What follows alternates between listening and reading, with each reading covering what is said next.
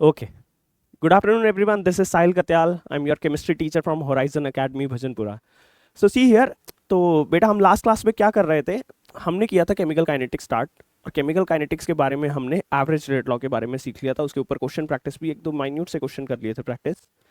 अब हमारा क्या मेन टारगेट है उसके बाद? एवरेज रेट लॉ में मैंने लास्ट टाइम बोला था कि उसका एक छोटा सा एक्सटेंशन है जो कि खुद भी एवरेज रेट लॉ होता है, बट वो एक इंस्टेंट पे होता है, जिसको इंस्टेंटेनियस रेट लॉ कहते हैं।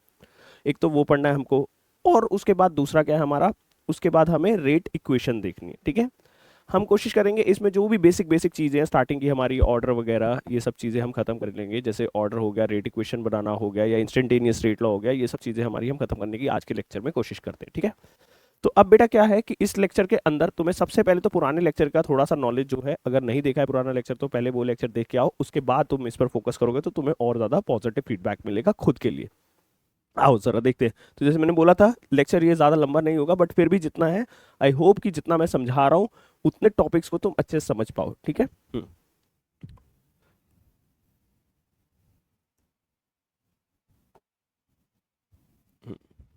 ठीक है बेटा। तो ये कौन सा है बेटा, कौन सा रेट लॉ पढ़ रहे हैं अभी हम? कौन सा rate? Instantaneous rate of reaction. कौन सा इक्वेशन? इंस्टेंटेनियस रेट हम पढ़ेंगे। अब इस इंस्टेंटेनियस रेट में होता क्या है, ये एक टाइप का एवरेज रेट लॉ ही होता है। ये उससे ज़्यादा कुछ ऐसा कुछ नहीं है कि बहुत ज़्यादा कुछ हो गया, बहुत कम कुछ हो गया, ऑलमोस्ट मिलता जुलता वैसा ही है। समझो ज़रा इसको, क्या होता है। होता क्या है बेटा, हमारा असल में हमारे पास जो एवरेज रेट लॉ था, ये था ना हमारे पास एवरेज रेट लॉ। ये एवरेज रेट जो हम एक्सप्रेशन बनाते थे एवरेज रेट का, उसमें क्या होता था कि मतलब रेट ऑफ रिएक्शन का हमारे पास कोई एक आंसर आता था। जैसे मान लो एग्जाम्पल के तौर पे मैं कह दूं कि 10 हमारे पास मोल पर लीटर पर सेकंड आंसर आ गया। ये हमारे पास किसी रिएक्शन का एक एवरेज रेट ऑफ रिएक्शन आ गया। अब इसका मतलब क्या है, हमारे पास आंसर एक है तो उसका मतलब ये होता है कि जब रिएक्शन स्टार्ट हुई और स्टार्ट होने के बाद जहां तक रिएक्शन एंड हुई है, तब तक रेट यही बनी रही। मतलब गाड़ी घर से निकली भी 10 किलोमीटर पर आवर की स्पीड से और पहुंची भी 10 तक। तो बेटा ये एवरेज वर्ड बताता है कि ये एवरेज स्पीड है। हो सकता है बीच में 5 भी हुई हो, 15 भी हुई हो, उसका एवरेज 10 निकल के भी आया हो। तो हमारा कहने का मतलब क्या है, ये रियलिटी नहीं होती। एवरेज रेट लॉ क्या है हमारा बेटा, थ्योरेटिकल होता है। थ्योरेटिकल होता है, तो ये हमारा थ्योरेटिकली बताता है कि भाई शुरू से लास्ट तक जो एक एवरेज बना रहा हमारा रेट का, वो कितना बना रहा है। जैसे एज एन एग्जांपल इसमें मैंने कहा कि 10 मोल पर लीटर पर सेकंड बना।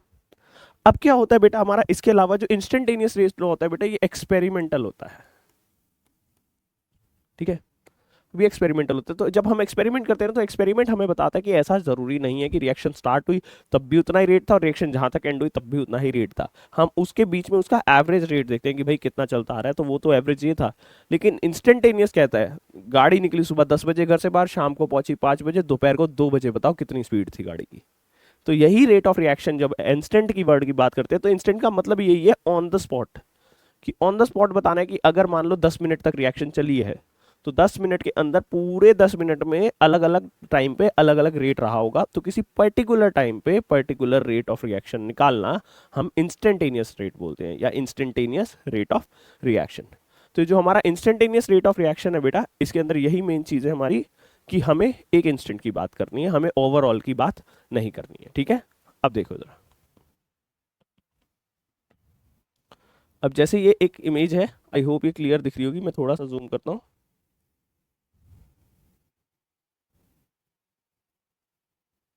हम्म, अब देखो इसके अंदर यहाँ पे क्या है बेटा, जरा देखना। ये है बेटा 1A।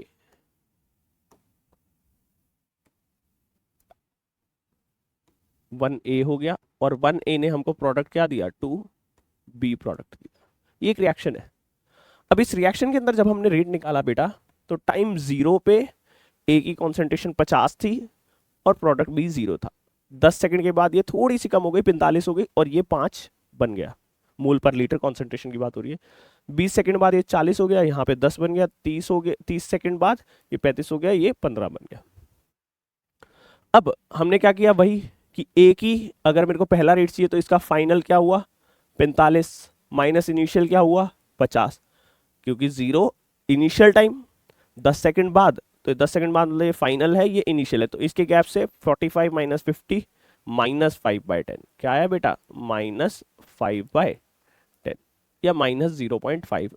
और प्लस यहाँ से एक और माइनस जो है ये इसको प्लस कर देगा, इसलिए आंसर हमारा प्लस में आ जाता है, प्लस 0.5।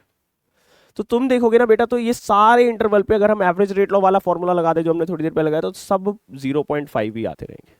तो theoretically every average rate of reaction should be same, तो थ्योरेटिकली होते हैं। बट जब एक्सपेरिमेंटली किया तो एक रिएक्शन नीचे जैसे ये एक्सपेरिमेंटली दिख रही है, इमेज आई गेस थोड़ी सी क्लियर नहीं है बेटा, मैं फिर भी तुम्हारे लिए इधर से एक फ्रेश लिख देता हूँ, ठीक है। ये देखो C4H9 और Cl को डाला गया वाटर के साथ और C4H9OH बना, HCl मेरा प्रोडक्ट आ गया, ठीक है।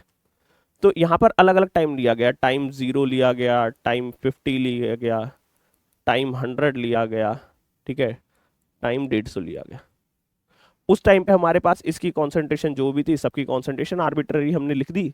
और प्रोडक्ट देखोगे बेटा, तो यहाँ पे तुम प्रोडक्ट देखो, तो प्रोडक्ट में क्या है, टाइम 0 पे अलग रेट है, कितना है 1.9 इंटू 10 की पावर 4, उसके बाद है 1.7 इंटू 10 की पावर 4, उसके बाद है 1.5 इंटू 10 की पावर 4। तो एक्सपेरिमेंटली हमने देखा तो अलग अलग टाइम पे अलग अलग रेट निकल के आता है।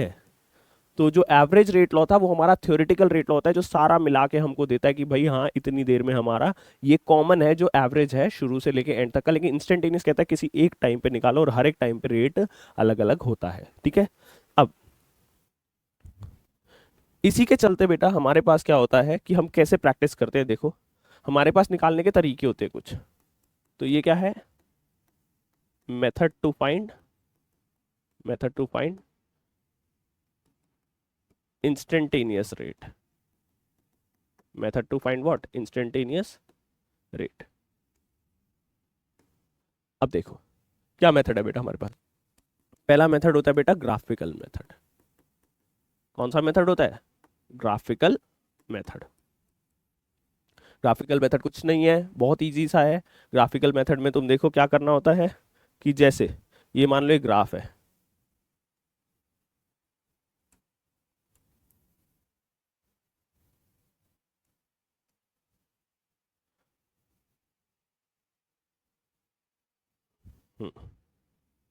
ये देखो ये ग्राफ किसका है बेटा, रिएक्टेंट का है। किसका ग्राफ है, रिएक्टेंट। तो रिएक्टेंट टाइम के साथ क्या होता है, डिक्रीज होता है। तो ये देखो ये डिक्रीज हो रहा है टाइम के साथ। इनिशियली कुछ ज्यादा पड़ा हुआ था बॉक्स में, टाइम के साथ धीरे धीरे क्या होता गया बेटा, कम होता गया। अब तुम देखो कोई भी बोले, अगर ग्राफ मैंने बना लिया कि मतलब मान लो कि एक इस टाइम पे बना लिया, एक इस टाइम पे बना लिया, इस टाइम पे बना लिया, हर टाइम पे इधर ये टाइम की एक्सिस है बेटा हमारी, और इधर हमारी ये कॉन्सेंट्रेशन की, कितनी कॉन्सेंट्रेशन हमारी रिएक्टेंट की कम होती जा रही है। हमने 10 सेकंड बाद कॉन्सेंट्रेशन नोट करी, एक पॉइंट डाल दिया, 20 सेकंड बाद पॉइंट करी, एक और डाल दिया, 30 सेकंड बाद करी, एक और डाल दिया, 4 सेकंड 5 सेकंड ऐसे करके पूरा 100 सेकंड तक का लेट्स से हमने ग्राफ बना लिया। अब ग्राफ बन गया तो काम ही खत्म। कोई तुम्हें बोले भाई 40 सेकंड में बतानी है, तो टाइम देखो यहाँ पे 40 सेकंड यहाँ होगा, तो 40 सेकंड के लिए कितनी कॉन्सेंट्रेशन होगी टेंट की बता दोगे तुम। तो जितनी कॉन्सेंट्रेशन है बाय टाइम, तुम्हें क्या आ गया, रेट आ गया। रेट ऑफ रिएक्शन का फॉर्मूला क्या था, change in concentration by change in time. तो अब चेंज नहीं हो रहा, इंस्टेंटेनियस पे क्या है, एग्जैक्ट टाइम है नीचे, तो उस एग्जैक्ट टाइम पे एग्जैक्ट कॉन्सेंट्रेशन क्या थी, कॉन्सेंट्रेशन बाय टाइम कर दो, वही तुम्हारा क्या है, रेट ऑफ रिएक्शन। लेकिन ये इतना इंपॉर्टेंट टॉपिक कुछ नहीं है, इस एग्जाम में जनरली पूछा भी नहीं जाता है। ये सिर्फ इसलिए बता रहा हूँ क्योंकि तुम्हारी एनसीईआरटी में लिखा हुआ है, थोड़ा सा कवर होता है, इसलिए हम बस इसको डिस्कस कर रहे हैं, क्योंकि ये एक टाइप का ही एवरेज रेट लॉ है। अब दूसरा तरीका क्या होता है बेटा, दूसरा तरीका होता है बेटा स्लोप। क्या होता है स्लोप, मैथ्स में स्लोप सीखा होगा, 10th स्टैंडर्ड में स्लोप क्या होता है, dy बाय dx। तो y पे कौन है, कॉन्सेंट्रेशन, x पे कौन है, टाइम, तो d of concentration bye d of time.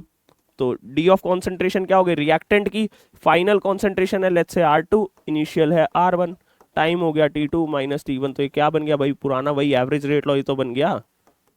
तो इसलिए एवरेज रेट लॉ ही हमारा इंस्टेंटेनियस रेट लॉ होता है। इसको कैसे निकालते हैं, इसका भी निकालने का वही सेम तरीका। मान लो तुम्हें चाहिए इंस्टेंटेनियस पे 10 सेकंड पे चाहिए, तो यहां से 10 सेकंड मार्क किया, तुम ले गए, तो या तो वो ग्राफिकल मेथड है कि भाई 10 सेकंड में direct concentration low, concentration by time, नहीं तो इस पे एक टेंजेंट ड्रॉ करते हैं। अब एग्जाम में ऑब्वियसली नीट जे या तुम्हारे सीबीएसई के एग्जाम में ऐसा तो होगा नहीं कि ग्राफ देगा और बनाओ, तो ग्राफ के कोई भी 2 पॉइंट लो टेंजेंट के, उस 2 पॉइंट से 2 टाइम निकालो, और उसी 2 पॉइंट से 2 कॉन्सेंट्रेशन निकालो। तो जो हाइयर कॉन्सेंट्रेशन है, लोअर कॉन्सेंट्रेशन है, ग्राफ ऐसे चल रहा है, ये नीचे की साइड चल रहा है, तो फाइनल माइनस इनिशियल, टाइम भी फाइनल माइनस इनिशियल, यही तो है final minus initial, final minus initial. तो इस इंस्टेंटेनियस रेट लॉ से अगेन मैं बोल रहा हूँ कि क्वेश्चन नहीं डेप्थ में बन पाते हैं। इस टॉपिक का जो मेन जो कोर है या बॉडी है वो एवरेज रेट लॉ है बेटा। तो जो हम एवरेज रेट इक्वेशन पढ़ते हैं उसके अंदर ही हम इसका मेन यूज करते हैं। एक बार थोड़ा फ्रेशली देखते हैं इसको दूसरे वाले पे, हम इसके अपने प्रोडक्ट के ग्राफ पे, ये हमारा प्रोडक्ट का ग्राफ है, ठीक है ठीक है। अब ये देखो, तो ये प्रोडक्ट है, तो प्रोडक्ट क्या होता है, शुरू में जीरो होता है, धीरे धीरे टाइम के साथ क्या करते हैं, प्रोडक्ट बनता है, तो इसकी कॉन्सेंट्रेशन बढ़ेगी। अब दो मेथड बोले मैंने ग्राफिकली, तो या तो शुरू में प्रोडक्ट जीरो था, टाइम जीरो पे जीरो कॉन्सेंट्रेशन, थोड़ा सा टाइम आया नया तो उस पर क्या प्रोडक्ट बना, तो एक पॉइंट मिल गया उससे, थोड़ा सा और टाइम हुआ, उस टाइम पे क्या कॉन्सेंट्रेशन थी प्रोडक्ट की, नोट करी, और उस पर एक कॉन्सेंट्रेशन का नोट मिल गया, तो एक और पॉइंट मिल गया, ऐसे करते करते पॉइंट मिल गए और मेरा एक ग्राफ बन गया। ग्राफ की डायरेक्शन ऐसे जा रही है क्योंकि प्रोडक्ट बढ़ रहा है धीरे धीरे। तो अब इंस्टेंटेनियस रेट लॉ का सबसे पहले निकालने का क्या तरीका है बेटा, ग्राफिकल। तो ग्राफिकल का तरीका देखना है तो पहले ग्राफ तो ड्रॉ कर लिया, एक्सपेरिमेंटली हो रहा है इसलिए एक्सपेरिमेंटली हम कर नहीं सकते ना एग्जाम में, उसे ग्राफ देना पड़ेगा या तो अगर पूछेगा भी। ये मेरा क्या हो गया भाई कि मैंने अपना ग्राफ ड्रॉ कर लिया। अब किसी ने बोला मेरे को 10 सेकंड पे बताओ, तो ये टाइम 0 सेकंड है, ये लेट्स से 100 सेकंड है, तो 0 से बीच में लेट्स से मेरे को 10 सेकंड बताना, तो ये 10 सेकंड का पॉइंट है मान के चलो। तो अगर ये 10 सेकंड का पॉइंट है तो 10 सेकंड पे कितनी प्रोडक्ट की कॉन्सेंट्रेशन है, तो रेट क्या होता है, कॉन्सेंट्रेशन बाय टाइम। कॉन्सेंट्रेशन जितनी थी लेट्स से 20 मोल पर लीटर थी भाई, तो 20 मोल लीटर और डिवाइड बाय 10, 20/10 कितना हो जाएगा, 2 यूनिट क्या आ जाएगी, मोल पर लीटर पर सेकंड। तो ये तो हो गया ग्राफ वाला एरिया। दूसरा क्या है, स्लोप वाला। स्लोप वाला क्या कहता है भाई, मान लो तुम्हें इस इंस्टेंट पे निकालनी है, इस टाइम पे, ये TINST लिखा है, टी इंस्टेंटेनियस, तो इस पॉइंट पे एक टेंजेंट ड्रॉ करी, टेंजेंट ड्रॉ करके टेंजेंट मान लो 2 पॉइंट से जहां से भी जा रही है उन दोनों पॉइंट को नीचे ड्रॉ करा, उन दोनों पॉइंट के टाइम, इनिशियल को कह दिया T1, फाइनल को कह दिया T2। अब इसी पे 2 पॉइंट, T2 पे ये हमारी फाइनल कॉन्सेंट्रेशन P2 और T1 पे हमारी इनिशियल कॉन्सेंट्रेशन P1। तो बस इंस्टेंटेनियस का फॉर्मूला क्या होता है बेटा, ये देखो, हमारा स्लोप होता है इंस्टेंटेनियस का फॉर्मूला। स्लोप क्या होता है, dy/dx, dy वाई एक्सिस पे कौन है बेटा, प्रोडक्ट, तो प्रोडक्ट का d of product by d of time. Product क्या है, P2 minus P1, final minus initial, time का चेंज T2 माइनस T1। तो जो भी T2 T1 है उस पे P2 P1 लिखो और अपना आंसर निकाल लो। लेकिन अगेन बोल रहा हूँ ये वाला टॉपिक हमारा यूज नहीं होता है डेप्थ में, ये एक एवरेज रेट लॉ का एक्सटेंशन है, ठीक है। तो I hope average rate law अभी तक इतना ही था, बस इससे ज्यादा कुछ नहीं है एवरेज रेट लॉ में। हम रेट ऑफ अपीयरेंस डिसअपीयरेंस जो भी देखते हैं हमारे, यही हमारे काम आते हैं मेनली छोटे छोटे एग्जाम्स में, और किसी में भी अगर डेप्थ जाना होगा तो क्वेश्चन का लेवल बस थोड़ा सा कॉम्प्लेक्स किया जा सकता है, बट कॉन्सेप्ट यही हमारे वर्क करेंगे, ठीक है। अब इसके बाद अब अगला टॉपिक क्या है बेटा हमारा, अगला टॉपिक है रेट लॉ। जैसे मैंने तुम्हें बताया था हमारे पास 3 टाइप के रेट होते हैं। हमारा मेन टारगेट ये है कि सबसे पहले हम 2 रेट्स को अच्छे से खत्म कर लें, एवरेज रेट लॉ और नॉर्मल रेट लॉ। इस रेट लॉ को एक और चीज कहते हैं बेटा, रेट इक्वेशन भी कहते हैं, या तो रेट इक्वेशन कह लो या फिर रेट एक्सप्रेशन भी कह सकते हैं, ठीक है। रेट इक्वेशन या फिर रेट एक्सप्रेशन, तीनों नाम इसी के। तो ये सेकंड टाइप का रेट होता है। इसके बाद थर्ड वाला क्या बताया था सबसे ज्यादा वाला, वो था हमारा इंटीग्रेटेड रेट। और इंटीग्रेटेड तो सबसे अलग ही पड़ते हैं। इंटीग्रेटेड खत्म होने के बाद, हालांकि चैप्टर खत्म नहीं होता, लेकिन इंटीग्रेटेड खत्म होने के बाद 70 to 80% चैप्टर हमारा ओवर हो जाता है, उसके बाद ज्यादा पोर्शन नहीं बचता चैप्टर में, ठीक है। और इंटीग्रेटेड खुद में ही 1-2 लेक्चर लेके जाता है। आओ जरा बेटा इधर देखो, अब ये रेट लॉ क्या कहता है, इसने एवरेज से अलग क्या कही। एवरेज तो बोल रहा था भाई कि तुम्हें रेट निकालना है तो रेट तुम किसी की भी टर्म में निकाल सकते हो बेटा, कि तुम या तो रिएक्टेंट की टर्म में निकाल लो या तो प्रोडक्ट की टर्म में निकाल लो, तुम्हारी चॉइस है भाई। लेकिन फिर क्या हुआ, रेट ऑफ रिएक्शन जब रेट लॉ में हमने पढ़ा तो उसके अंदर नई स्टेटमेंट सामने आई। वो नई स्टेटमेंट क्या थी बेटा, उस स्टेटमेंट ने कहा कि कोई भी रिएक्शन का रेट ऑफ रिएक्शन सिर्फ और सिर्फ किस पे डिपेंड करेगा बेटा, सिर्फ और सिर्फ रिएक्टेंट पे डिपेंड करेगा, प्रोडक्ट पे नहीं डिपेंड करेगा।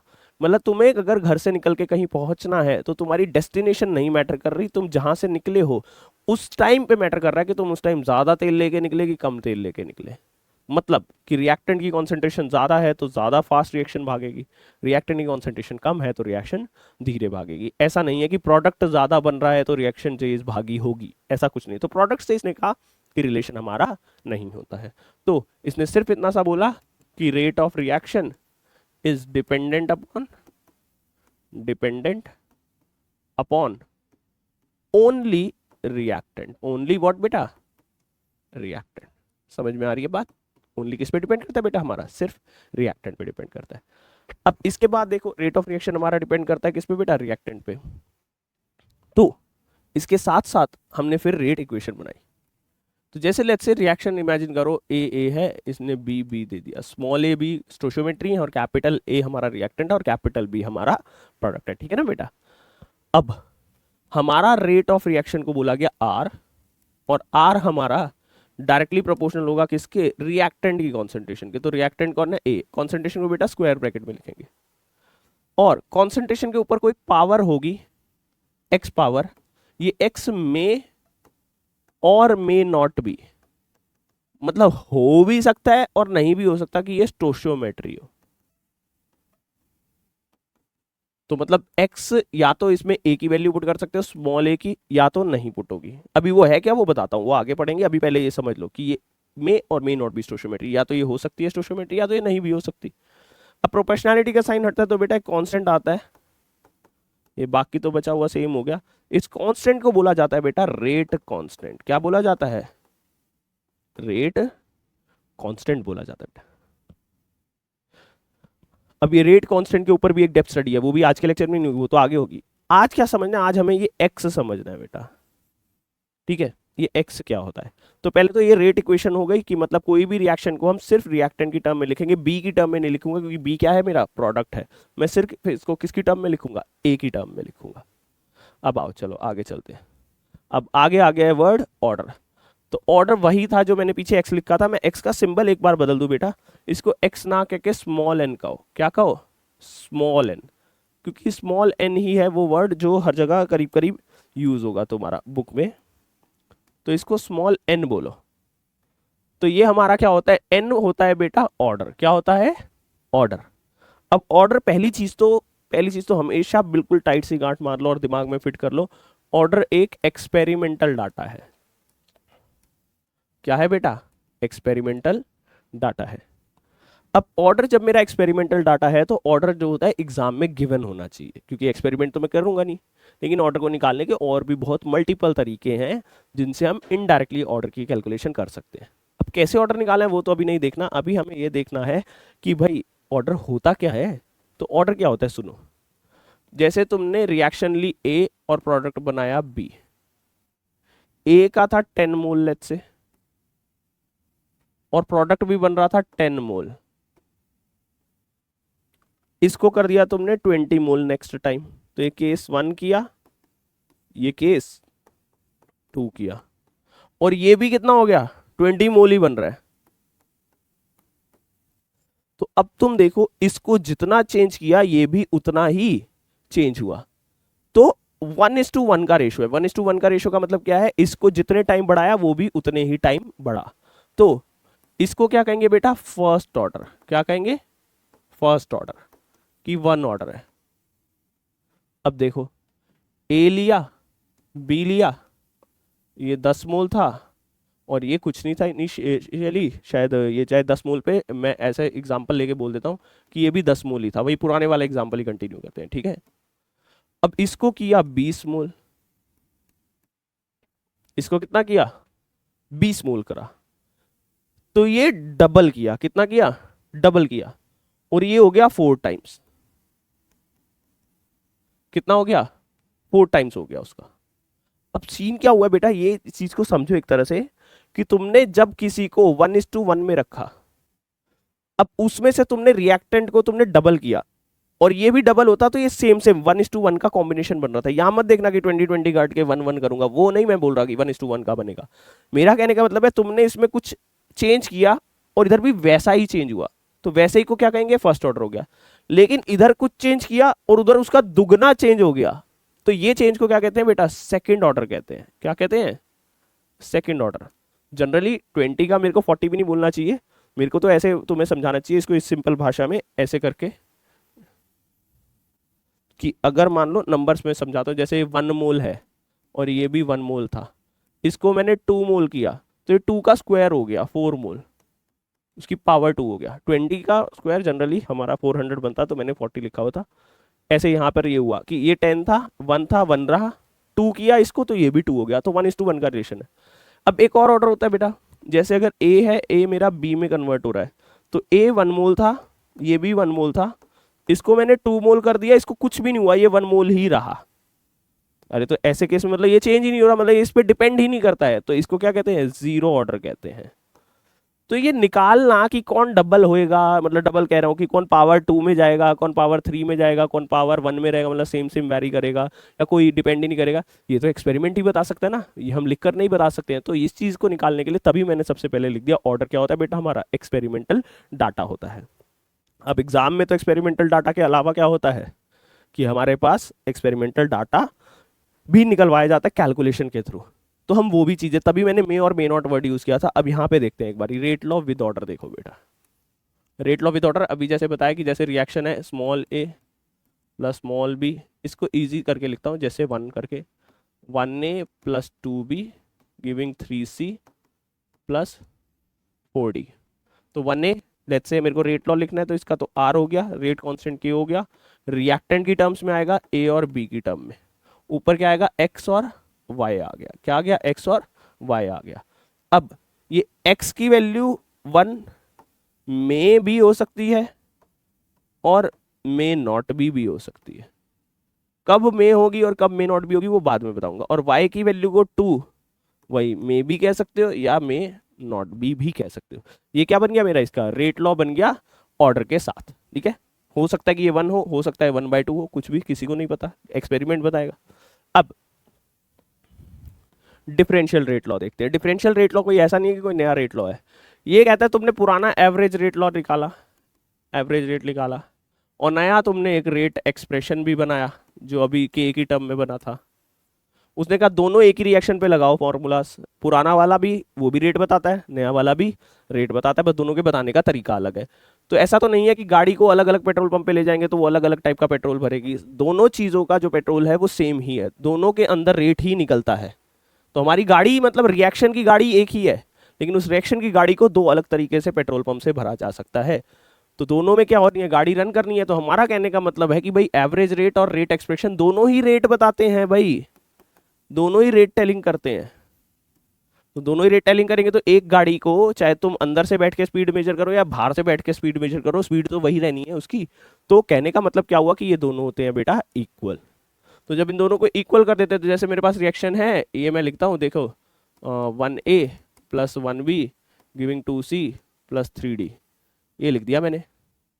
अब क्या होगा, इसका रेट लॉ क्या बनेगा, ए की टर्म में, सिर्फ रिएक्टेंट की टर्म में बनाना, प्रोडक्ट की टर्म में नहीं, क्योंकि रेट लॉ ने कहा था मैं रिएक्टेंट की टर्म में बात करूंगा, तो ये तो सबकी टर्म में बात करता है, रिएक्टेंट में भी प्रोडक्ट में भी। तो हमने इसको कहा तू ठीक है सिर्फ रिएक्टेंट की टर्म में बात कर, तू सब में कर सकता है लेकिन सिर्फ रिएक्टेंट का बता, और ये तो कहता ही मैं रिएक्टेंट के बारे में। तो दोनों का रिएक्टेंट का डाटा लिख के कंपेयर करेंगे।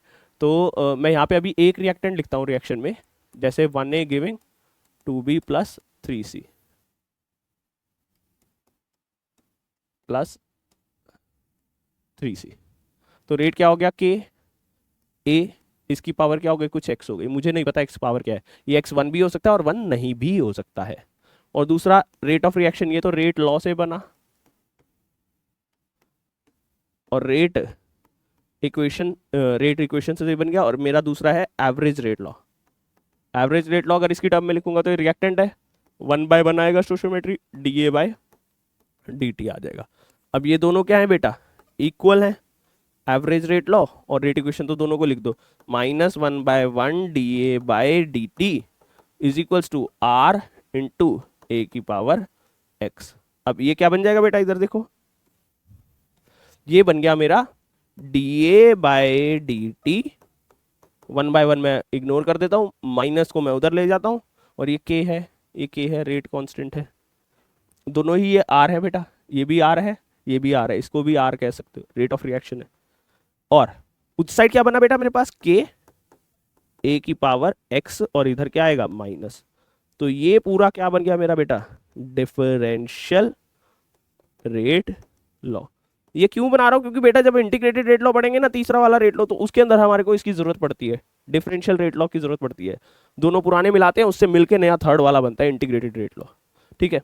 आओ चलो, तो ये डिफरेंशियल रेट लॉ समझ आ गया, छोटा सा टॉपिक है, इसको कोई ऐसे बनाना नहीं पूछता, कभी ऑप्शंस पे पूछ सकता है कि भाई डिफरेंशियल रेट लॉ बताओ इस फलानी रिएक्शन का, तो दोनों को इक्वल करना होगा नया। आओ अब टाइप ऑफ रिएक्शन, बेटा टाइप ऑफ रिएक्शन ही बताएगी कब में होगा कब में नॉट भी होगा। देखो एलिमेंट्री रिएक्शन क्या होती है, एलिमेंट्री रिएक्शन होती है सिंगल स्टेप। क्या होती है बेटा, सिंगल स्टेप होती है। सिंगल स्टेप का मतलब क्या होता है, ए ने बी बनाया और यही ओरिजिनल रिएक्शन है, इसके अंदर कुछ हिडन है ही नहीं, ए बी ही बना रहा है बस। कॉम्प्लेक्स का मतलब क्या होता है बेटा, मल्टीपल रिएक्शंस होती हैं। कितनी होती हैं, मल्टीपल रिएक्शंस होती हैं। मतलब जैसे तुमने बोला कि ए से डी बना है जी, ये ओरिजिनल है, लेकिन भाई जब इसको खोल के देखा तो असल में क्या बन रहा था, ए से बी, बी से सी, सी से डी। तो असल में मैंने ओवरऑल कह दिया कि भाई ए से डी बन रहा है। अब जो एलिमेंट्री रिएक्शन है, जो एलिमेंट्री रिएक्शन है, इसके लिए स्टोशियोमेट्री ही इक्वल होती है ऑर्डर के। मतलब मे बी वाला होगा कि ये हो सकती है अब कि भाई स्टोशियोमेट्री अगर यहाँ 1 है तो ऑर्डर क्या होगा, order is equals to 1 with respect to A. A के रिस्पेक्ट में ऑर्डर क्या है, 1 है, और बी के रिस्पेक्ट में तो प्रोडक्ट के रिस्पेक्ट में तो हम बात ही नहीं करते। लेकिन इसके अंदर सिर्फ only and only experiment can tell order. Only कौन बताएगा बेटा ऑर्डर, एक्सपेरिमेंट बताएगा, उसके अलावा हमें कोई भी नहीं बता सकता। तो ये केस होता है जब हम, अगर हमें क्वेश्चन में कहीं पे लिखा हुआ है बेटा कि हमारे पास एलिमेंट्री रिएक्शन है, तो तुम आंख बंद करके कह सकते हो कि जो स्टोशियोमेट्री लिखी हुई है रिएक्टेंट की वही उसकी पावर x है, जो कि हम ऑर्डर बोलते हैं। ठीक है, तो इसके ऊपर अब इस सारे को जो फ्रेगमेंट्स में पढ़े ना, इसको सारे को कंपाइल करते हैं, थोड़ा थोड़ा थोड़ा कंपाइल करके। अभी तो समझा रहा था बस फ्रेगमेंट में। अब देखो बेटा, अब ये हो गया, इस रिएक्शन में बोला है रेट लॉ लिखो, मैंने रेट लॉ लिख दिया। रेट लॉ क्या होता है, आर रेट कांस्टेंट, और सिर्फ रिएक्टेंट आते हैं, तो ये आ गया NO और दूसरा रिएक्टेंट आ गया O2। अब इनकी पावर होगी कुछ, इसकी पावर कुछ होगी और इसकी पावर कुछ होगी। क्या इस रिएक्शन में कहीं लिखा है ये एलिमेंट्री है, या क्या कहीं लिखा है ये कॉम्प्लेक्स है? देखो बेटा, जनरली बोलते हैं कि हम मान के चलते हैं कोई रिएक्शन जो होती है एलिमेंट्री जब होती है, जब वो स्पेसिफाई करता है कि भाई ये एलिमेंट्री रिएक्शन है, अदरवाइज हम बिलीव करके चलते हैं कि रिएक्शन को हमें कॉम्प्लेक्स है। लेकिन चलो बाई चांस मैं लिख देता हूं एक बार को कि ये एलिमेंट्री रिएक्शन है, गिवन है क्वेश्चन में। तो अगर बेटा एलिमेंट्री रिएक्शन लिखा हुआ है तो बोलो क्या होगा, इसकी पावर क्या, इसकी स्टोशियोमेट्री 2 है तो इसकी पावर 2 हो जाएगी, इसकी स्टोशियोमेट्री 1 है तो इसकी पावर 1 हो जाएगी। तो ऑर्डर 2 है कि 1 है? अब तो ऑर्डर क्या होता है बेटा, x प्लस वाई दोनों को ऐड कर दो, 2 प्लस 1 को ऐड करोगे तो क्या बनेगा, 3। तो रिएक्शन क्या है बेटा, थर्ड ऑर्डर की है। कौन से ऑर्डर की है बेटा, थर्ड ऑर्डर की रिएक्शन है। आओ चलो एक और चीज देखते हैं।